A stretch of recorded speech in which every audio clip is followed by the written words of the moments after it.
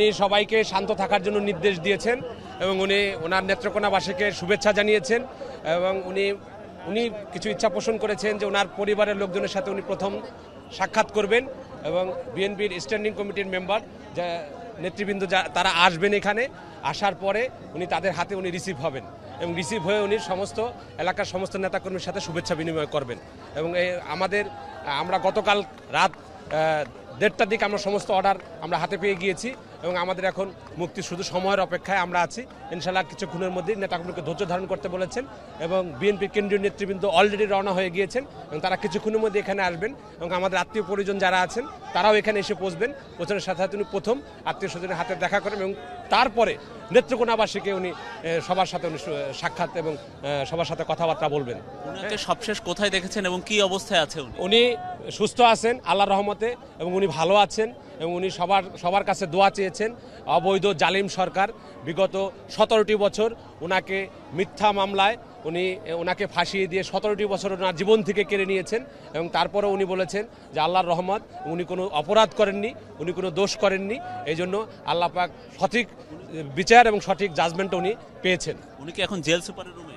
না, উনি এখন জেল সুপারের রুমে নেই, উনি এখন আছেন ওনার রুমেই আছেন। উনি কিছুক্ষণ পরেই ওনার সমস্ত যে কাগজপত্র আছে এগুলো সব প্রক্রিয়া সম্পূর্ণ হয়ে গিয়েছে। এখন উনি শুধু ওনার পরিবারের লোকজন আসার অপেক্ষায় উনি বসে আছেন। ওনার পরিবার কোথায়? ওনার স্ত্রী ছেলে মেয়ে? ওনার স্ত্রী ছেলে মেয়ে রওনা হয়েছেন, কিছুক্ষণের মধ্যে আমাদের এখানে পৌঁছে যাবেন এবং বিএনপির নেতৃবৃন্দ এবং স্থায়ী কমিটির নেতৃবৃন্দ তারাও সবাই এখানে পৌঁছে যাবেন এবং তারপরেই উনি বের হয়ে আসবেন ইনশাআল্লাহ।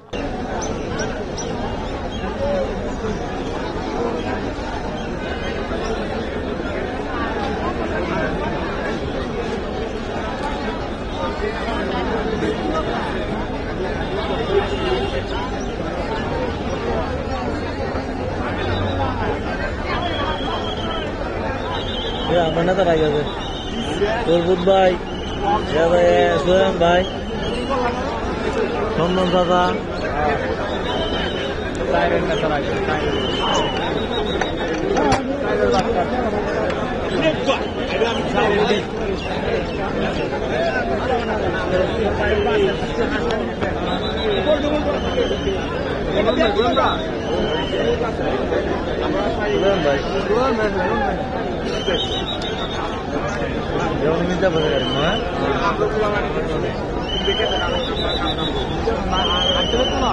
না গাড়ি দিচ্ছে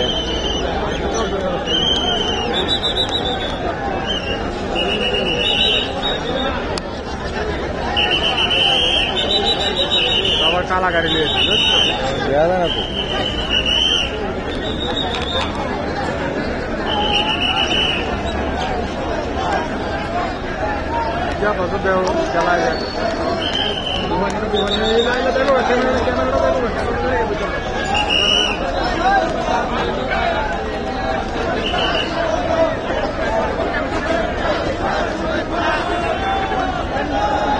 আপনারা একটু রাস্তাটা ক্লিয়ার করে দেন।